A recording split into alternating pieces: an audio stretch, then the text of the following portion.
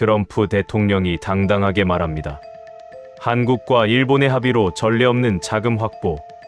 한국과 일본이 돈을 냈고 관세로 미국은 승리했다고요. 전례 없는 자금, 전례 없는 성과, 전례 없는 시스템. 말만 들으면 이 판의 결말은 이미 정해진 것처럼 보입니다. 하지만 숫자를 조금만 들여다보면 이상해집니다. 3,500억 달러, 우리 돈으로 약 518조 원이라는 거대한 돈. 그런데 아직 마음대로 쓰이지 않는 자금. 그리고 그 한가운데서 트럼프가 굳이 꺼낸 이름. 알래스카. 관세로 밀어붙였다면 왜 가장 중요한 결정은 멈춰 서 있을까요? 왜 이 돈에는 조건이 달려 있을까요? 트럼프는 이걸 승리라고 부릅니다. 하지만 진짜 강한 쪽은 돈을 내는 나라가 아니라 돈의 속도와 방향을 정하는 나라입니다. 그렇다면 이 판에서 트럼프가 자랑하지 못한 진짜는 무엇이었을까요? 지금부터 시작합니다. 시작하기 전 구독과 좋아요 그리고 대한민국 화이팅 댓글로 한국을 응원해주세요. 안녕하세요. 저는 워싱턴에서 통상과 에너지 협상을 분석해온 전략 분석가 마이클 로웬버그입니다. 나는 지금 그 브리핑 화면을 다시 틉니다. 백악관의 조명은 밝고 표정은 더 밝습니다.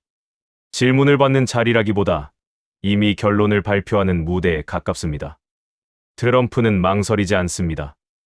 우리는 관세로 전례 없는 자금을 확보했다. 한국과 일본이 합의했다.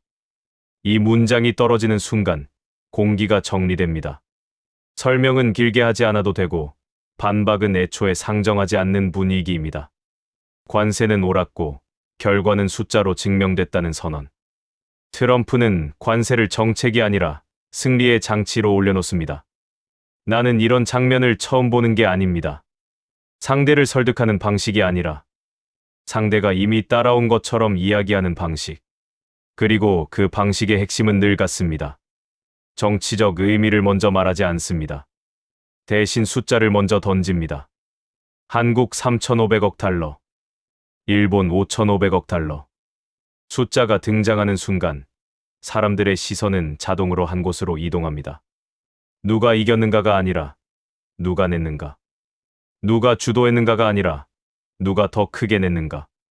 그 프레임 안에서 한국은 쉽게 한 줄로 처리됩니다.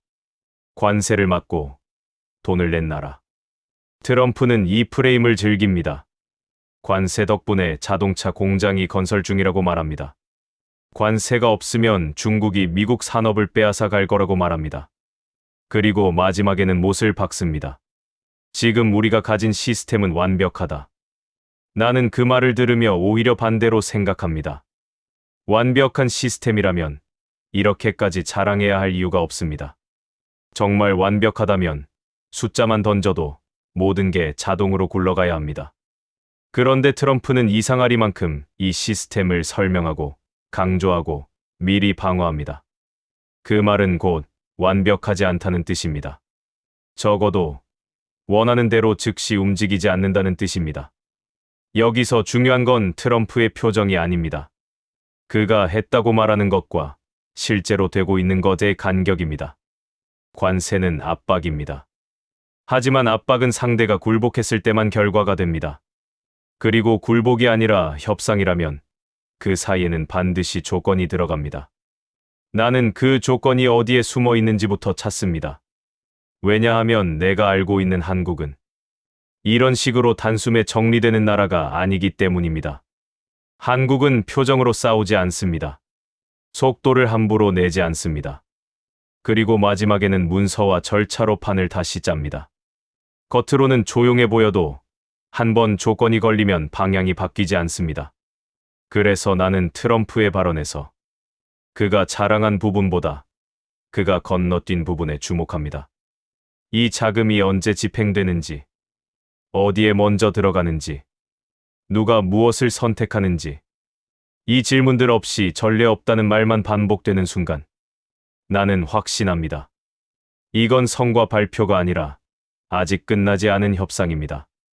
그리고 그때 트럼프가 꺼낸 단어 하나가 그 간격을 더 또렷하게 드러냅니다. 그가 성과를 말하던 흐름 속에서 갑자기 끼워 넣은 이름. 알래스카. 왜 하필 알래스카일까요? 왜 관세의 성공을 말하다가 갑자기 에너지와 파이프라인으로 넘어갈까요? 관세가 정말 완벽한 시스템이라면 그 다음 장면은 당연히 즉시 집행이어야 합니다. 그런데 트럼프는 즉시가 아니라 프로젝트를 말합니다. 그 말은 곧 이 돈의 가장 큰 목적지가 아직 확정되지 않았다는 뜻입니다. 나는 바로 이 지점에서 이 이야기의 출발선을 다시 그립니다. 사람들이 보는 출발선은 관세입니다. 하지만 진짜 출발선은 관세 뒤에 숨어 있는 조건이고 그 조건이 모이는 방향은 알래스카입니다. 트럼프는 승리를 자랑합니다. 하지만 내가 보고 있는 건 승리가 아닙니다. 승리라고 말해야 하는 이유입니다. 그리고 그 이유는 늘 같습니다. 상대가 완전히 넘어오지 않았기 때문입니다. 누군가는 아직 속도를 잡고 있고 누군가는 아직 방향을 바꾸고 있기 때문입니다. 지금부터 나는 그 속도를 잡고 있는 손이 어디에 있는지 보여드리려고 합니다. 관세가 세 보이는 이유가 아니라 관세가 멈출 수밖에 없는 지점으로. 트럼프의 말이 끝나자마자 사람들은 자연스럽게 계산을 시작합니다. 한국 3,500억 달러, 일본 5,500억 달러. 비교는 너무 쉽습니다. 그리고 이 쉬운 비교가 이 이야기에서 가장 위험한 지점입니다. 숫자만 놓고 보면 일본이 더 큽니다. 더 많이 냈고 더 크게 약속한 것처럼 보입니다. 그래서 많은 분석은 여기서 멈춥니다. 결국 일본이 더 빨리 결단했다. 한국은 따라간 거다. 하지만 나는 이 비교가 너무 매끄럽다는 점에서 바로 멈춥니다. 왜냐하면 국제 협상에서 누가 더 큰 숫자를 말했는가는 거의 중요하지 않기 때문입니다. 중요한 건 항상 따로 있습니다. 그 숫자가 언제, 어떻게, 누구 손으로 풀리느냐입니다. 일본의 5,500억 달러는 정치적 메시지가 먼저 읽히는 구조입니다. 관세를 낮추기 위한 빠른 선택. 관계를 안정시키기 위한 선제 약속. 속도가 중요했고 방향은 크게 문제되지 않았습니다. 반면 한국의 3,500억 달러는 처음부터 성격이 다릅니다.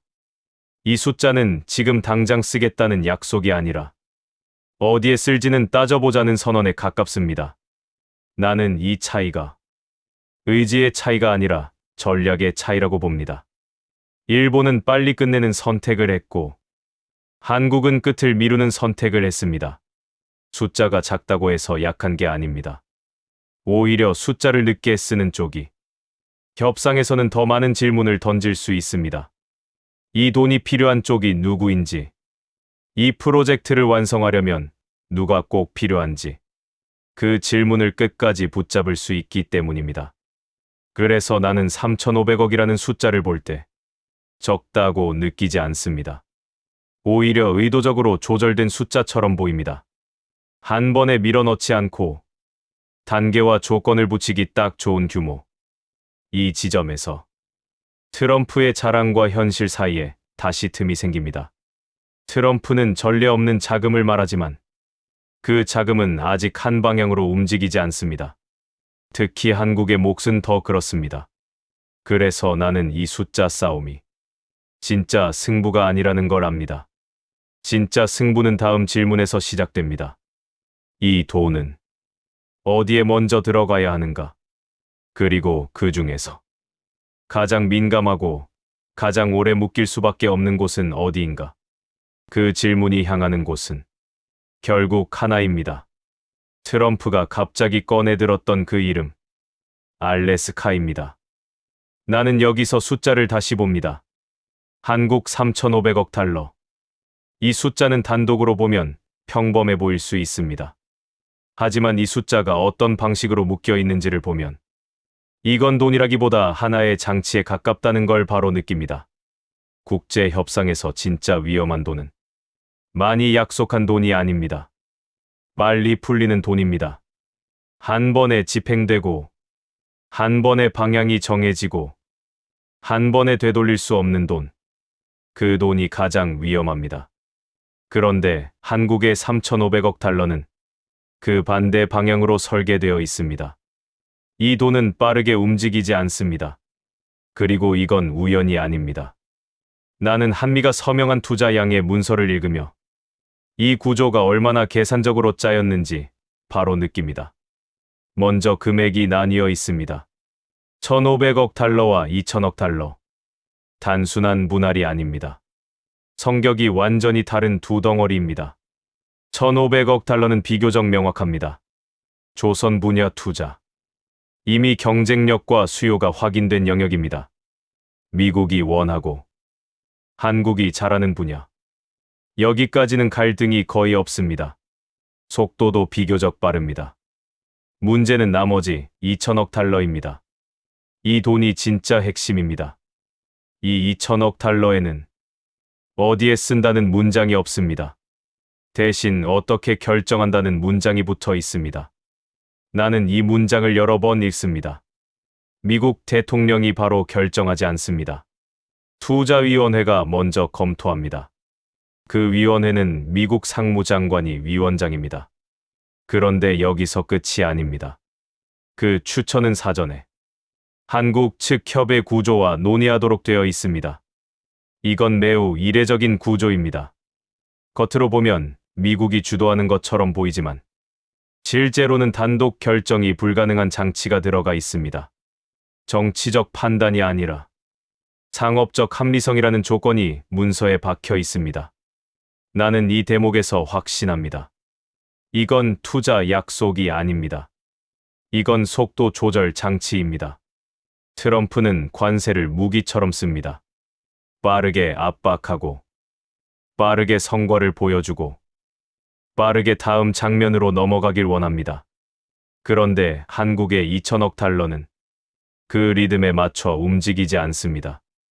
왜냐하면 이 돈은 쓰는 순간 끝나는 돈이 아니라 쓰이기 전까지 힘을 가지는 돈이기 때문입니다. 집행되지 않았다는 사실 자체가 협상력을 만들어냅니다.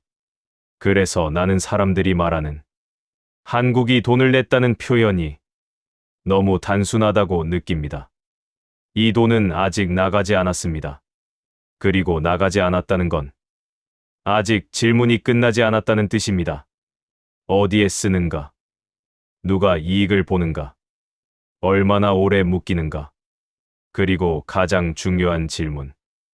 이 프로젝트가 정말 돌아가는가? 이 질문 앞에서 관세는 더 이상 만능이 아닙니다.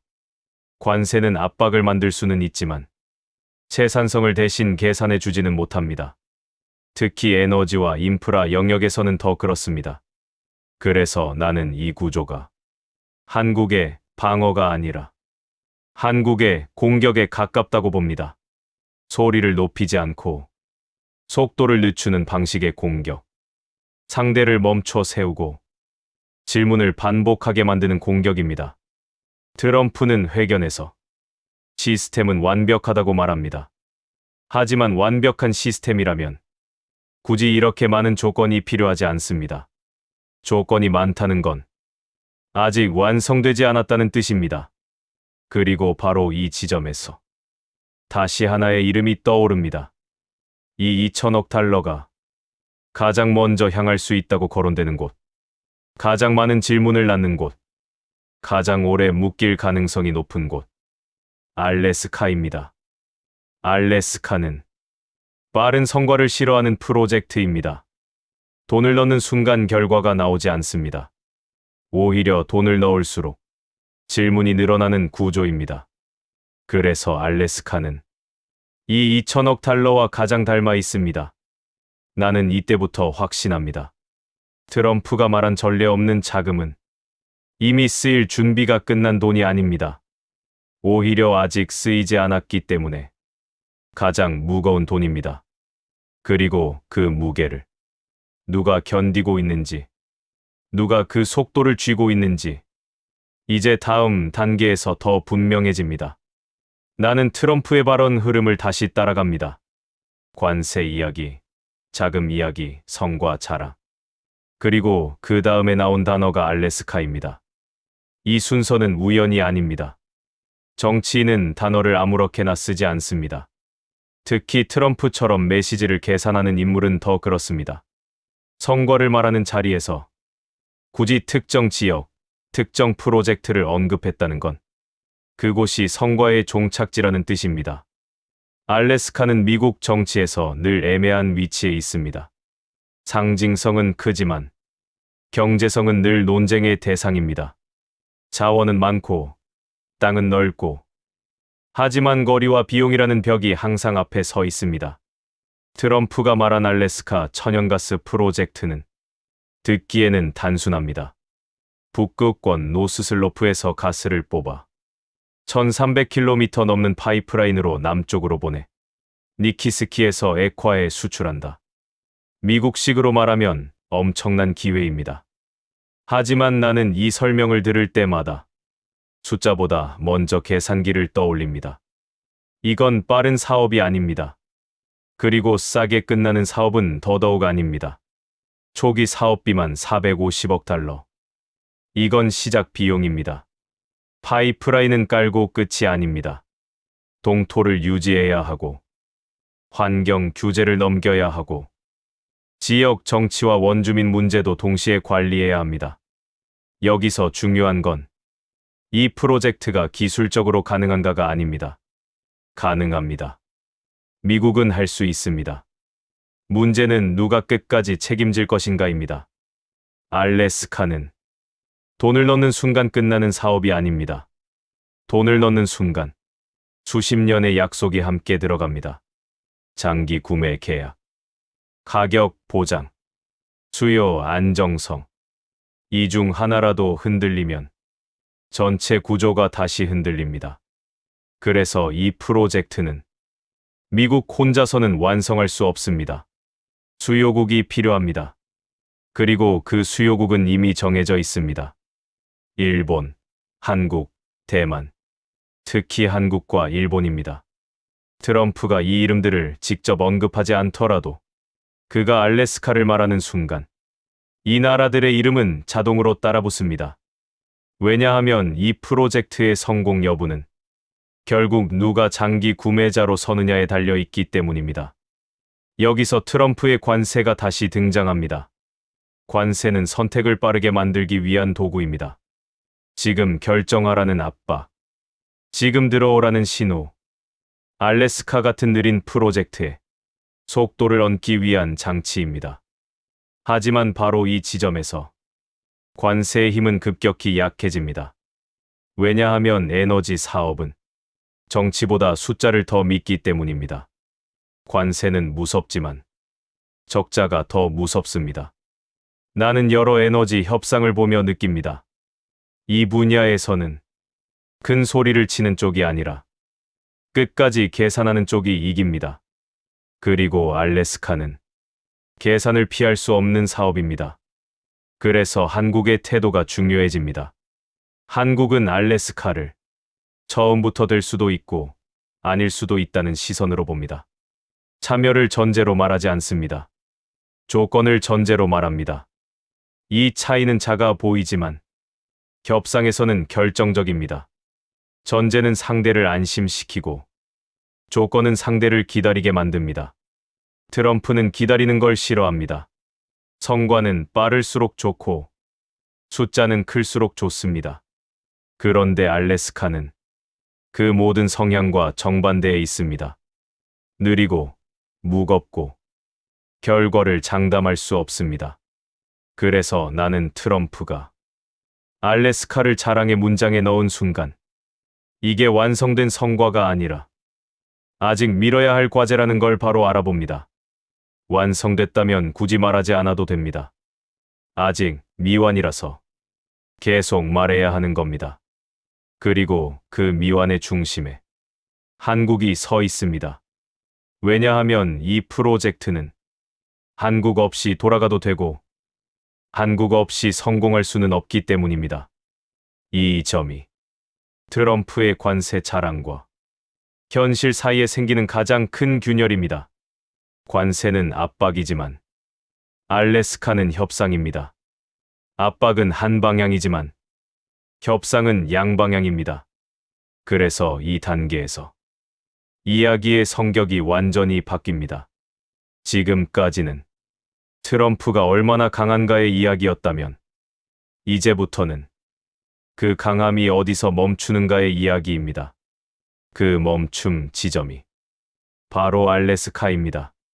그리고 그 멈춤을 만든 쪽은 소리를 가장 크게 낸 나라가 아니라 조건을 가장 많이 쌓은 나라입니다. 이제 다음 단계에서는 이 조건 앞에서 한국과 일본의 선택이 어떻게 갈라지는지를 더 분명하게 보게 됩니다. 알래스카라는 이름이 테이블 위에 올라오는 순간 한국과 일본의 움직임은 분명하게 갈라집니다. 겉으로는 비슷해 보입니다. 둘 다 동맹이고, 둘 다 에너지가 필요하며, 둘 다 미국과의 관계를 중요하게 여깁니다. 하지만 결정의 방식은 전혀 다릅니다. 일본은 빠릅니다. 알래스카가 언급되자마자 정치권과 산업계가 동시에 반응합니다. 전략적으로 검토할 가치가 있다. 미국과의 관계를 고려해야 한다.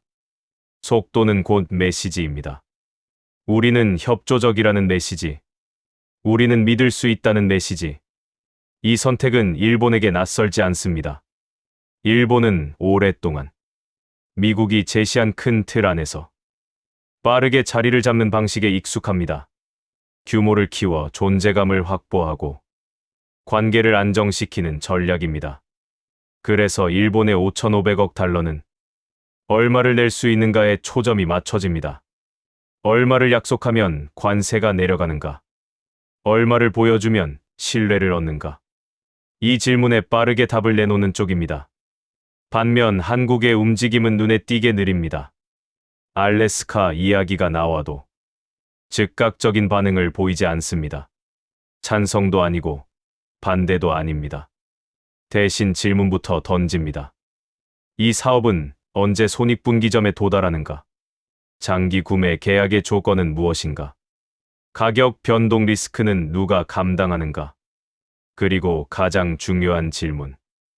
이 프로젝트가 실패했을 때 누가 책임을 지는가? 이 질문들은 트럼프가 원하는 질문이 아닙니다. 트럼프는 결단을 원합니다. 지금 결정하고, 지금 발표하고, 지금 성과로 만들길 원합니다.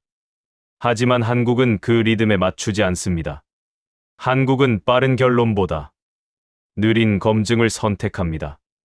왜냐하면 알래스카는 결정이 빠를수록 위험해지는 사업이기 때문입니다. 이 차이는 단순한 성향 차이가 아닙니다. 이건 경험의 차이입니다. 한국은 이미 에너지, 조선, 인프라 사업에서 한 번의 잘못된 장기 계약이 얼마나 오랫동안 발목을 잡는지 겪어본 나라입니다. 그래서 한국은 들어간다는 말을 쉽게 하지 않습니다. 대신 어디까지 가능한가를 묻습니다. 그리고 이 질문이 쌓일수록 상대의 속도는 자연스럽게 느려집니다. 여기서 중요한 포인트가 하나 있습니다. 트럼프에게 한국의 이런 태도는 불편하지만 무시할 수는 없습니다. 왜냐하면 알래스카는 한국 없이 완성되기 어렵기 때문입니다. 일본의 참여만으로는 장기 수요를 채우기 부족합니다. 대만만으로도 마찬가지입니다. 이 판에서 균형을 맞춰줄 마지막 조각은 항상 한국입니다. 그래서 트럼프는 한국을 몰아붙이면서도 결정적으로 선을 넘지 않습니다. 관세를 언급하지만 최종 조건은 남겨둡니다. 이건 압박이면서 동시에 기다림입니다. 나는 이 장면을 보며 이 대립이 감정의 문제가 아니라 방식의 문제라는 걸 확신합니다. 일본은 규모로 신뢰를 사고 한국은 조건으로 주도권을 잡습니다.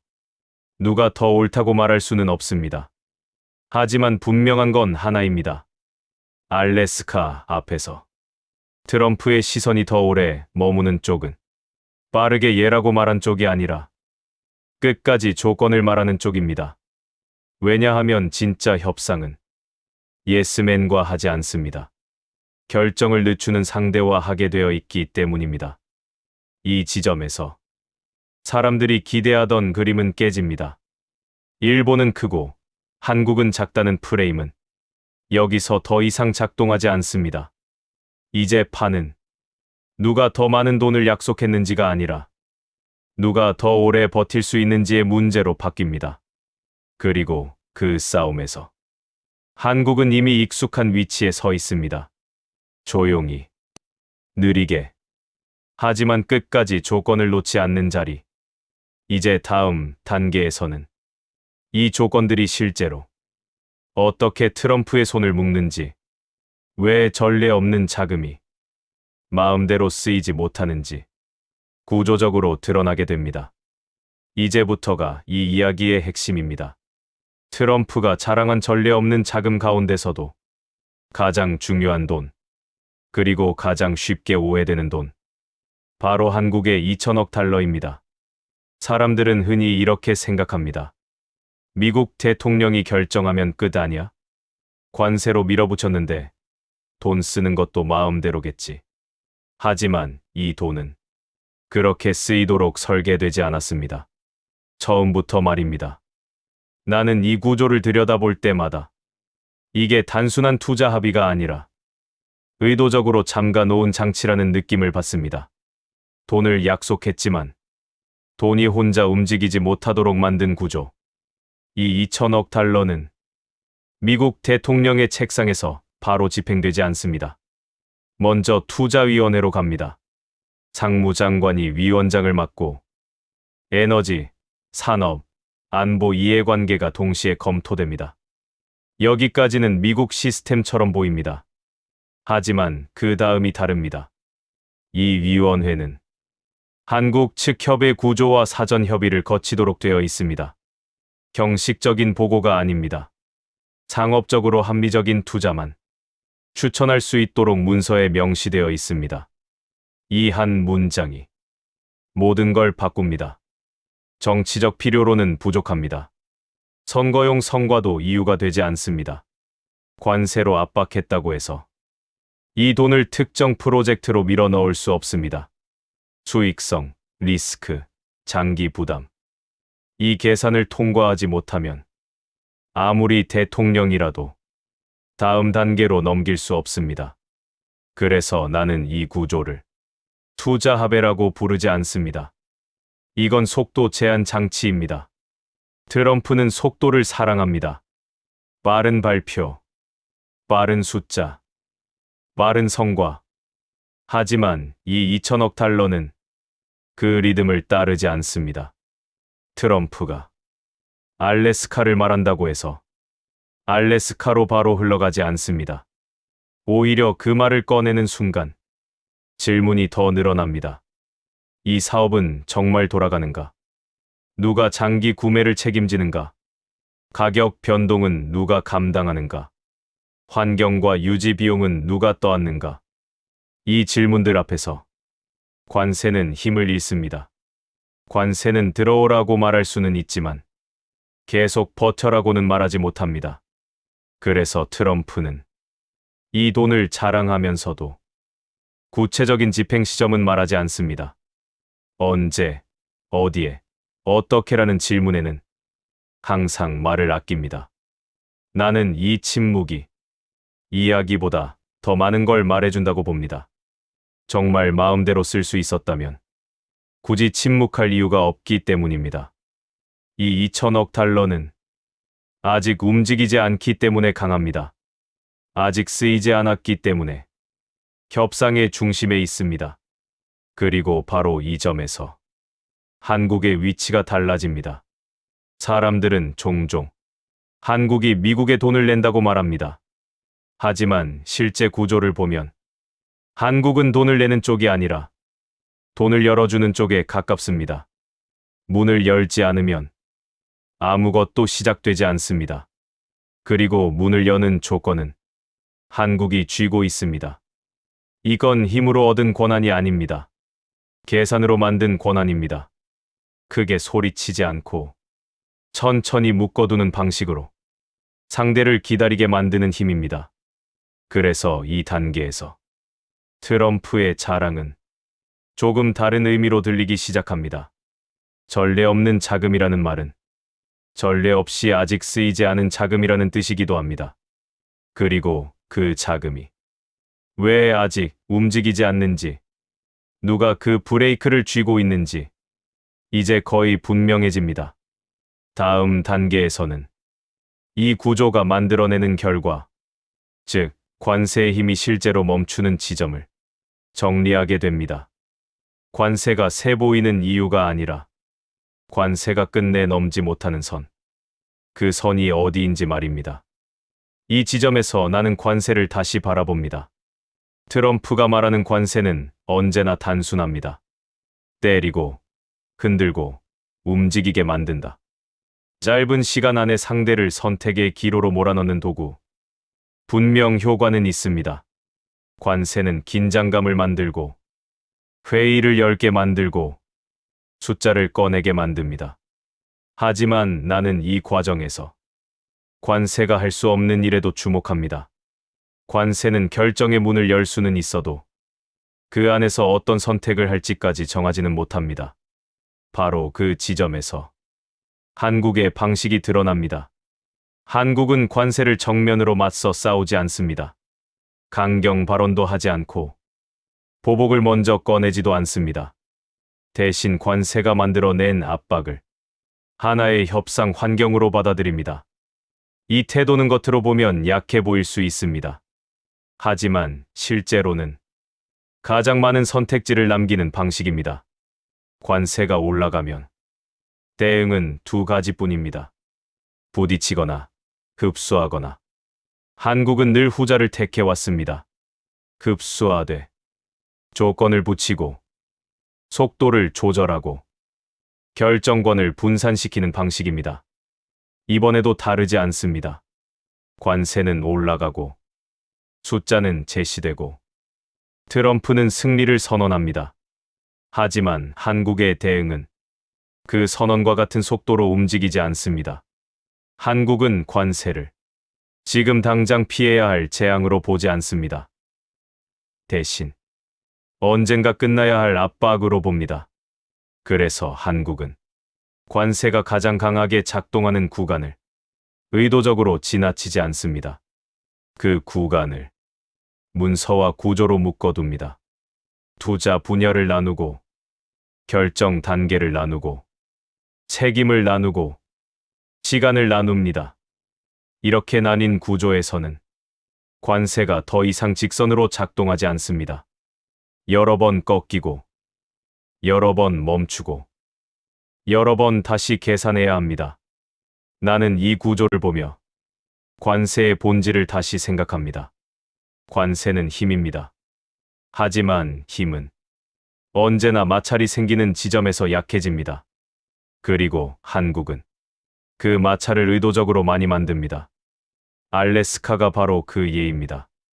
관세로 밀어붙이기에는 너무 느리고 너무 비싸고 너무 오래 걸리는 사업. 관세는 빠른 결론을 요구하지만 알래스카는 빠른 결론을 거부합니다. 이 둘이 충돌하는 지점에서 관세는 자연스럽게 힘을 잃습니다. 트럼프는 압박을 유지합니다. 하지만 동시에 말을 바꿉니다. 완벽한 시스템이다. 다른 방법도 있지만 지금이 최선이다. 이 말은 자신감처럼 들리지만 나는 여기서 조정의 신호를 읽습니다. 더 세게 밀 수는 있지만 그렇게 해서 얻을 게 많지 않다는 판단. 한국은 이 판단을 앞서 읽고 움직입니다. 그래서 더 세게 나가지 않습니다. 오히려 더 조용해집니다. 이 조용함이 한국의 가장 강한 무기입니다. 소리를 낮출수록 조건은 더 또렷해지고 시간은 한국 편으로 흐릅니다. 관세는 당장 아픕니다. 하지만 시간이 지나면 적응이 시작됩니다.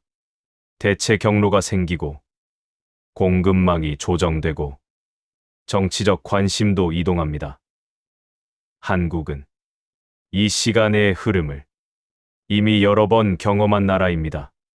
그래서 조급해하지 않습니다. 트럼프의 관세는 한국을 움직이게는 했지만 한국을 굴복시키지는 못합니다. 오히려 한국의 계산을 더 정교하게 만들었습니다. 이제 이 판은 힘의 싸움이 아닙니다. 누가 더 오래 자기 조건을 유지할 수 있는지의 싸움입니다. 그리고 이 싸움에서 한국은 늘 같은 위치에 서 있습니다. 앞으로 나서지도 않고 뒤로 물러서지도 않고 중앙에서 판을 느리게 움직이는 자리. 그래서 관세는 여기서 멈춥니다.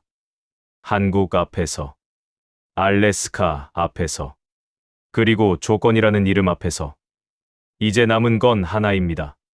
트럼프가 자랑한 그 말이 어떤 결말로 남는가?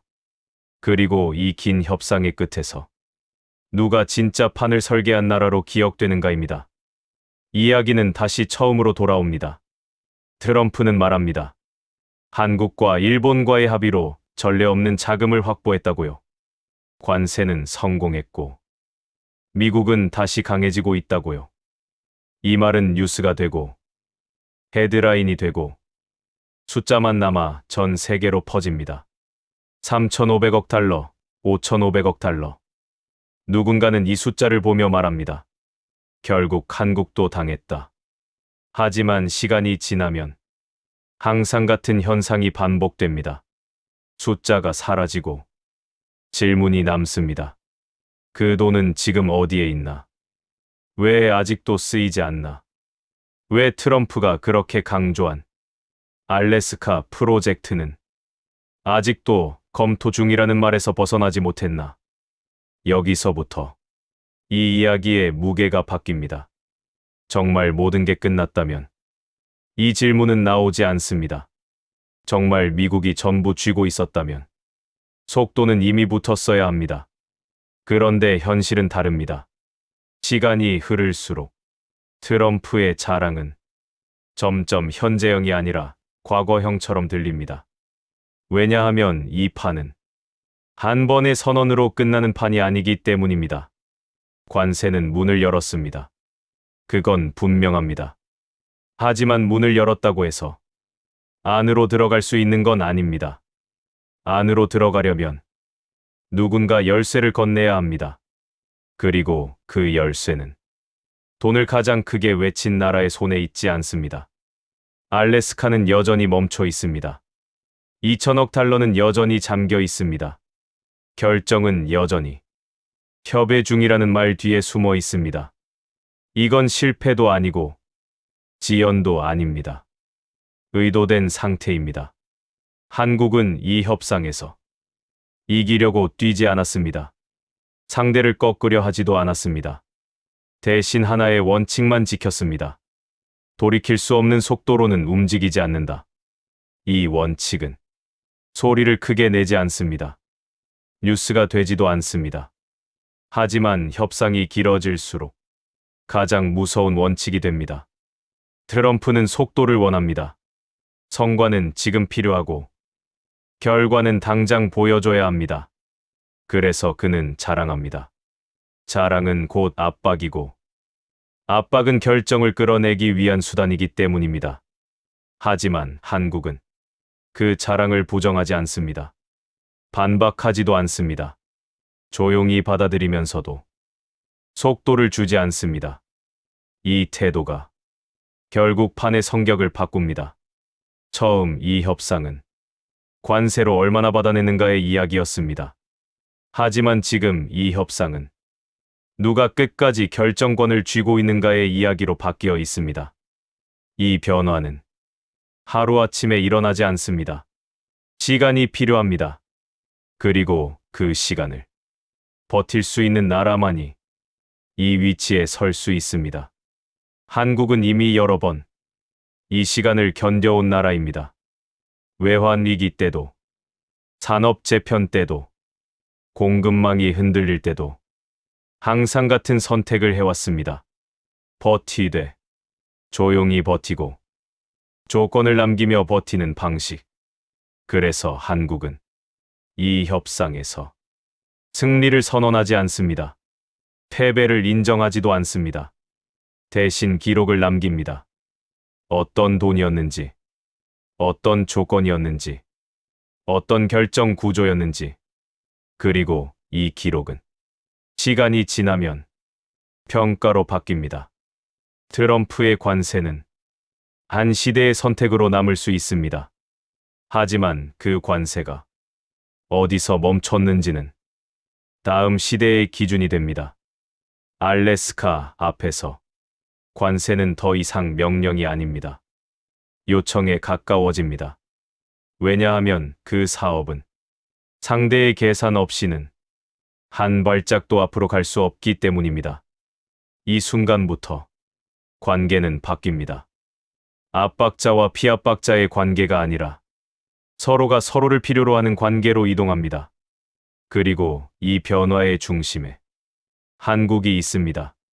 크게 외치지 않았고, 먼저 나서지 않았고, 숫자로 압도하지도 않았지만, 판이 멈추는 지점에는 항상 한국의 조건이 놓여 있습니다. 이게 바로 위상이 바뀌는 순간입니다. 강대국은 항상 이기는 나라가 아닙니다. 강대국은 항상 지는 나라가 아닙니다. 강대국은 결정이 지연될 때 가장 많은 선택지를 가진 나라입니다. 지금 이 협상에서 그 자리에 서 있는 쪽은 분명합니다. 트럼프는 자랑합니다. 왜냐하면 자랑하지 않으면 이 판이 끝났다고 말할 수 없기 때문입니다. 그리고 바로 그 사실이 이 협상의 결론을 말해줍니다. 이건 굴복의 이야기가 아닙니다. 이건 저항의 이야기도 아닙니다. 이건 설계의 이야기입니다. 관세는 지나가고, 선언은 사라지고, 뉴스는 다음 이슈로 넘어가도 조건과 구조는 남습니다. 그래서 시간이 흐를수록 이 이야기는 다르게 기억될 가능성이 큽니다. 트럼프가 돈을 받아냈다가 아니라 한국이 판을 느리게 만들었다로, 그리고 그 느림이 가장 강한 선택이었음을 나중에 모두가 인정하게 되는 이야기로 말입니다. 구독과 좋아요, 댓글도 부탁드립니다. 여러분의 응원이 더 좋은 이야기를 만드는 힘이 됩니다. 지금까지 감동몽글이었습니다. 감사합니다.